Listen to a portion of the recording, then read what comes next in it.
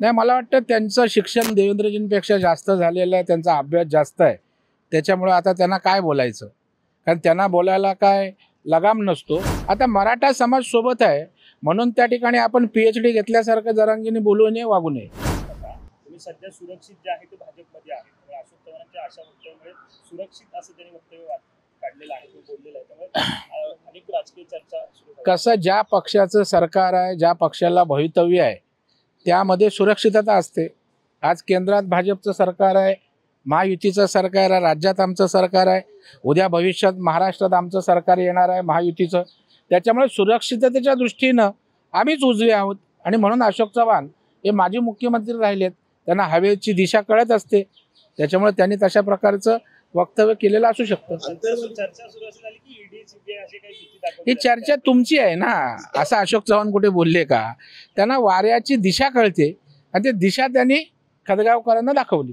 अंतरवाली सराटीमध्ये 2 आंदोलन सुरू झालेले आहेत. एक मराठा आरक्षणाचं आहे, दुसरं ओबीसी आरक्षणाचं. मराठा आणि ओबीसी कुठेतरी आमने सामने येताना पाहायला मिळत आहे. नाही, मराठा ओबीसी आमने सामने येऊ नये यासाठी आज निर्णयाला उशीर होतोय. कारण ओबीसीतना संविधानिक आरक्षण देता येत नाही म्हणून हा विषय लांबलाय. परंतु आता मराठा आरक्षणाच्या संदर्भात सुद्धा अनेक ठिकाणी आंदोलनं होत आहेत. EWSच्या संदर्भात आता भूमिका घेणारे मराठा समाजाचा वर्ग पुढे आलाय. कारण EWSचं आरक्षण नसल्यामुळे अनेक विद्यार्थी, अनेक युवकांचं नुकसान झालेलं आहे. त्यांचा आक्रोश पुढे आलाय.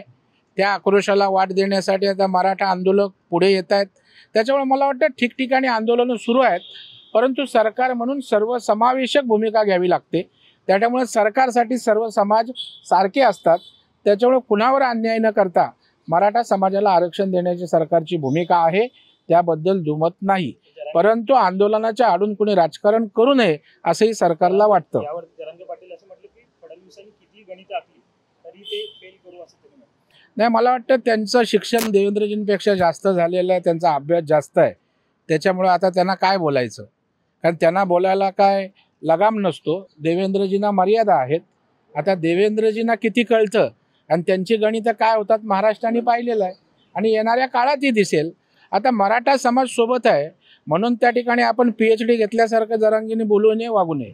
नागपूरमधल्या 6 जागांवरून कुठेतरी शिवसेना म्हणजे एकनाथ शिंदेची शिवसेना आणि भाजप दोन्ही पक्ष आमने-सामने दिसतात. कारण ज्या ठिकाणी नागपूरमध्ये ज्या मतदारसंघांवरती भाजपचं वर्चस्व तिथे शिवसेनाही दावा करताना पाहायला मिळते.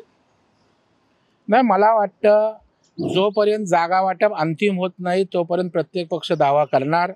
परंतु जागा वाटप अंतिम झाल्यानंतर आम्ही तिन्ही पक्ष एकत्रितपणे महायुती म्हणून त्या ठिकाणी सामोरं जाईल. कुठल्याही प्रकारचा वादविवाद नसेल.